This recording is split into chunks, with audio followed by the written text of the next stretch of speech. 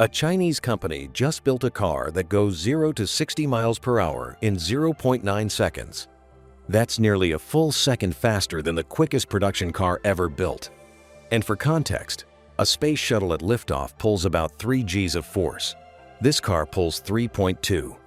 You heard that right. A road car is accelerating harder than a space shuttle launch. And the company that built it doesn't make supercars. It makes robot vacuum cleaners. But before you understand what they built, you need to understand who they are, because that's what makes this story so insane. Who is Dreame Technology? Picture this. It's 2017, and somewhere in Suzhou, China, a small team of engineers is building robot vacuum cleaners. Not rockets, not hypercars, vacuums. The kind that bump into your furniture at 2 in the morning and make you question every life decision you've ever made? Dreame launched inside Xiaomi's ecosystem. If you know anything about Chinese tech, you know Xiaomi is basically the mothership for scrappy, fast-moving hardware startups. Dreame used that launchpad to scale fast, grabbed serious market share from iRobot, and became one of the most recognizable names in smart home appliances across Asia and Europe. They were good at what they did. Really good. And then, apparently, they got bored.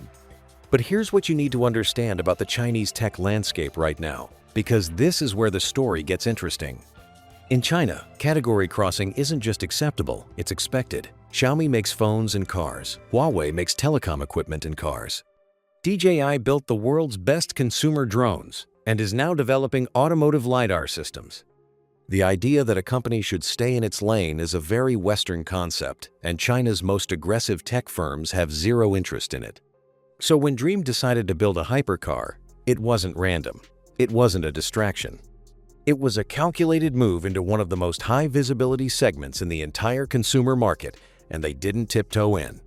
They walked onto a stage in San Francisco, in Silicon Valley, in the backyard of Tesla, and unveiled a rocket-powered electric hypercar claiming 0 to 60 in under 1 second. Think about that choice for a moment. Dreame could have revealed this car anywhere. Beijing, Shanghai, Dubai. They chose San Francisco. That is not a logistics decision. That is a statement. Delivered in the city that built the mythology of technological disruption, aimed squarely at the industry and the man who became the face of it. A vacuum cleaner company didn't stumble into the hypercar world. They invaded it, on purpose, in enemy territory. And they came with rockets. But before we talk about the rockets, you need to see what's underneath them, because the base car alone is enough to make every supercar brand on Earth nervous. The Nebula Next, 01, the car beneath the rockets. Strip the rockets off for a second. Forget the boosters. Forget the 0.9. Forget all of it. Just look at the car underneath, because what Dreame built as their base platform is already one of the most technically aggressive electric vehicles announced in 2026. The car is called the Nebula Next 01. It runs 4 electric motors, 1 at each wheel, pumping out a combined 1,900 horsepower. To put that in a frame, you already know the Rimac Nevera, widely considered the most capable electric hypercar ever put into production, makes 1,914 horsepower. The Pininfarina Battista makes 1,900. The Aspark Owl claims 1,985. Dreame didn't just enter the hypercar conversation, they matched the hardest hitters in it, spec for spec, right out of the gate. But the number that should really stop you isn't the horsepower, it's the battery. Dreame is claiming a solid-state battery pack with an energy density of 450 watt-hours per kilogram. That might sound like a technical detail, but here's why it matters to you directly. Most production electric vehicles today run lithium-ion packs somewhere between 250 and 300 watt-hours per kilogram. Toyota, which has been developing solid-state batteries longer than almost anyone, has been targeting 400 watt-hours per kilogram for years and hasn't hit it in a production vehicle yet. Dreame is claiming to clear that bar by 50 units in a hypercar in 2026. What that means in practice is a car that carries more energy in less weight, charges faster, and doesn't force you to choose between performance and range.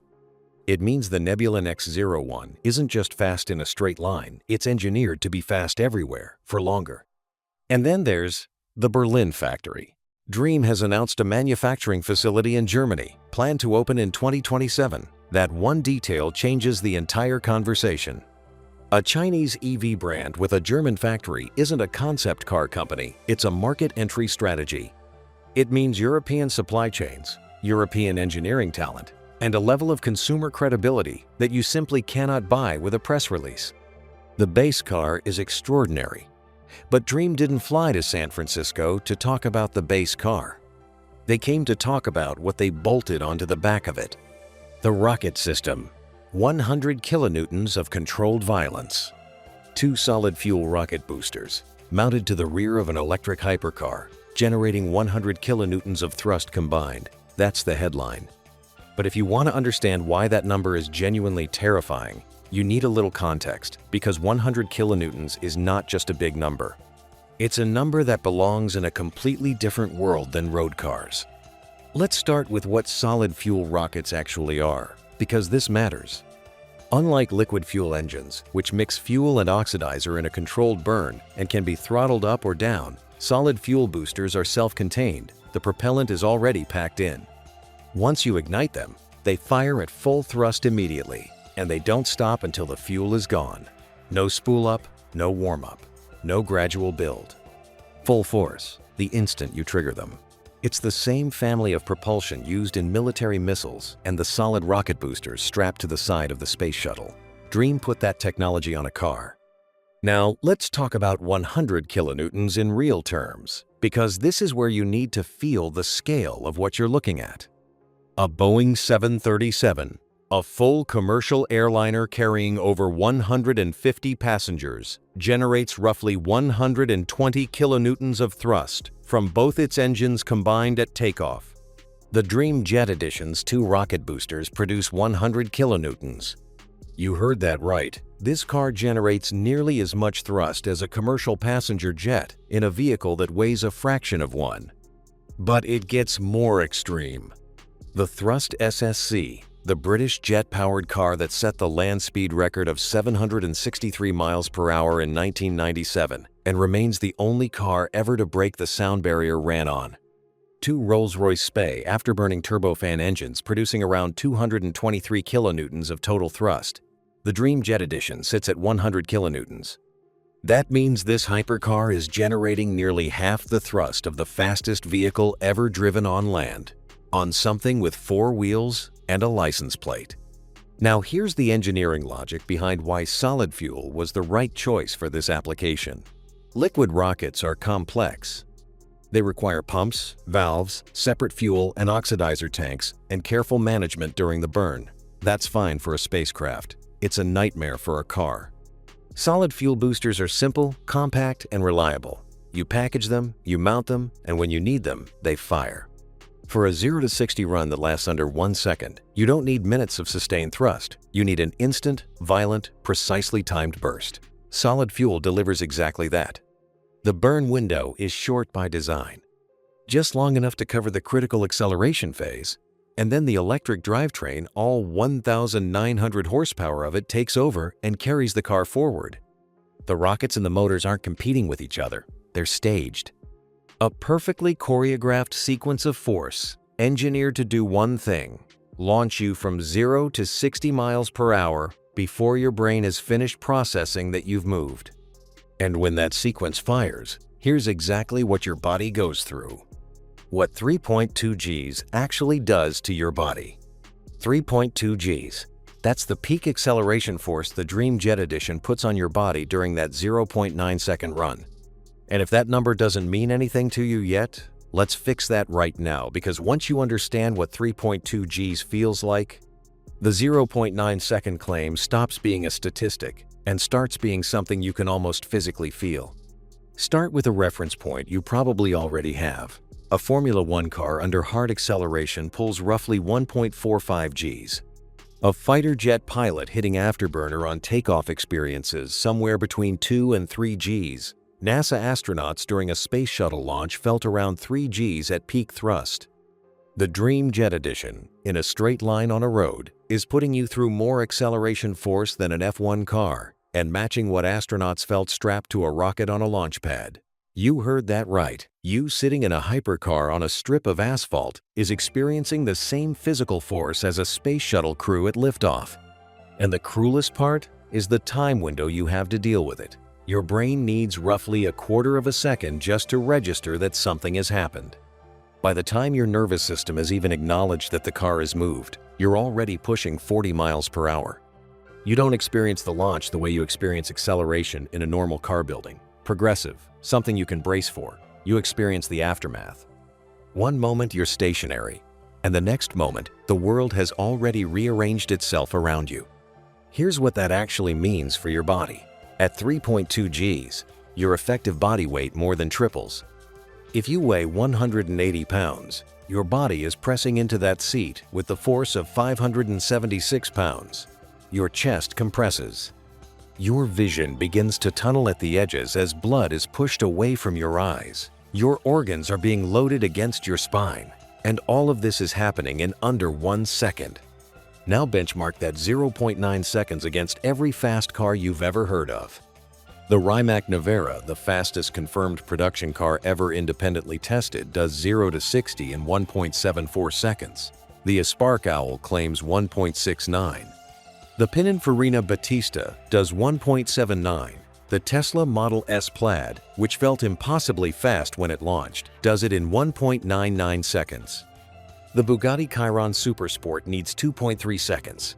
The Dream Jet Editions claim 0.9 seconds isn't just faster than all of them, it's in a different dimension. The gap between the Dream and the Rimac Nevera is larger than the gap between the Nevera and a Bugatti Chiron. But here's the part of this story that nobody saw coming. And it involves a promise made 9 years ago by the most famous name in electric vehicles that was never kept. The promise, Elon Musk, made and never kept. It's 2017. Elon Musk walks onto a stage and unveils the Tesla Roadster 2.0. The crowd goes absolutely insane, and they have every reason to. The numbers he puts up are staggering.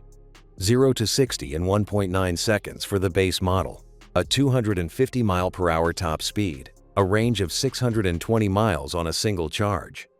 It is, by every measure, the most aggressive performance claim ever put on a production road car at that point in history. But Musk doesn't stop there. He saves the best for last, the SpaceX Package. A special variant of the Roadster that would use cold air rocket thrusters technology, borrowed directly from SpaceX, mounted around the body of the car to generate additional thrust. The claimed result, 0 to 60 in under 1.1 seconds. The crowd doesn't just applaud, they lose their minds. And why wouldn't they? The man who builds orbital rockets is putting rocket technology into a road car. It sounds like the most Elon Musk thing that has ever happened. Reservations open. People put down $50,000. The hype is real, the deposits are real, and the promise feels real. Now advance the clock. It is 2026. 9 years later. The Tesla Roadster 2.0 does not exist. Not the base model. Not the SpaceX Package. Not a single customer delivery. Not even a confirmed production date. The reservation holders who handed over $50,000 in 2017 have been waiting for nearly a decade, watching delay after delay, announcement after announcement, with nothing to show for it. The man who owns the most advanced rocket company on the planet, the company that lands orbital boosters on drone ships in the middle of the ocean, has not put a single rocket thruster on a single road car. And then Dreame walks into San Francisco. A company that was making robot vacuum cleaners while Musk was making that promise in 2017. A company that didn't exist in the automotive world 9 years ago. They roll a rocket-powered electric hypercar onto a stage in California, in Musk's own backyard, and claim 0 to 60 in 0.9 seconds. That's not just faster than what Musk promised. It's faster by 0.2 of a second. A vacuum cleaner company out-rocketed the Rocket Man. In his own city, on his own turf. Think about what that moment represents. Musk built his entire brand identity around execution, around being the person who does what others only talk about. And on this one specific thing, a Chinese home appliance brand just walked up, did the thing, and handed him the receipt. But before you write the Jet Edition off as a publicity stunt, You need to hear what's actually real about this car, because the honest verdict is more interesting than the headlines. The honest verdict: what's real and what isn't. Let's be straight with you, because you deserve that. The Jet Edition, in the form shown on that San Francisco stage, is almost certainly never going into series production. Road-legal solid-fuel rockets don't exist in any major regulatory framework on Earth. The European Union, the United States, and China all have vehicle safety certification processes that a rocket-equipped car cannot pass for public road use. The insurance conversation alone would be a nightmare. So if you're waiting to order one for your morning commute, you're going to be waiting a long time.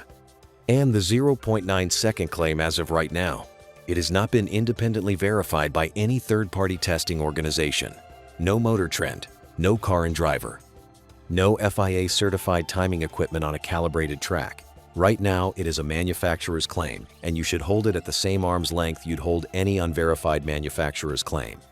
It might be exactly right. It might be a few tenths generous. Until someone independent runs the car on a measured surface, you don't know for certain, and neither does anyone else.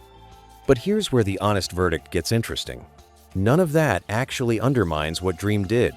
Bugatti's top speed records happen on a closed oval in France, not a public highway. Rimaac's 1.74-second run was conducted under controlled conditions, on a prepared surface, with a professional driver. The framework for validating extreme performance claims has always been controlled testing, not street driving.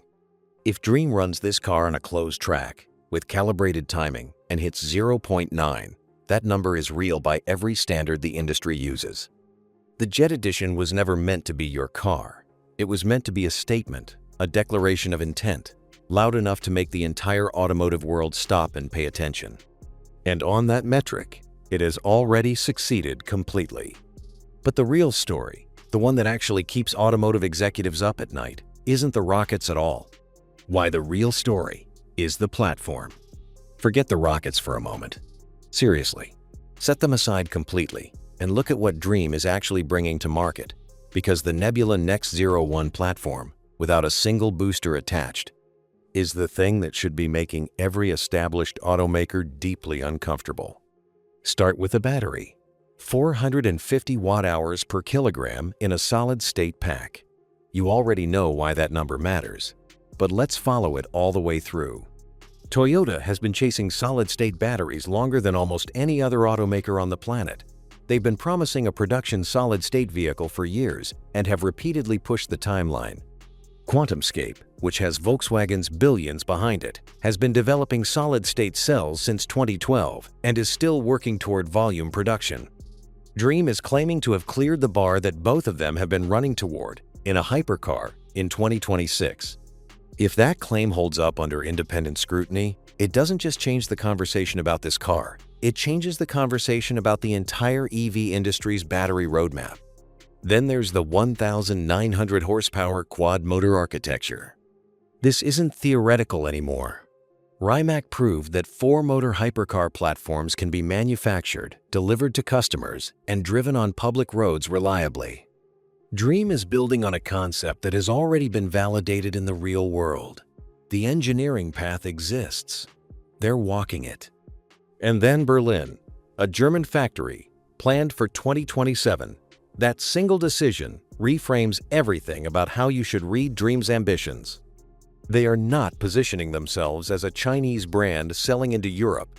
They are positioning themselves as a global manufacturer with European roots, and in the automotive world, that distinction matters enormously to consumers.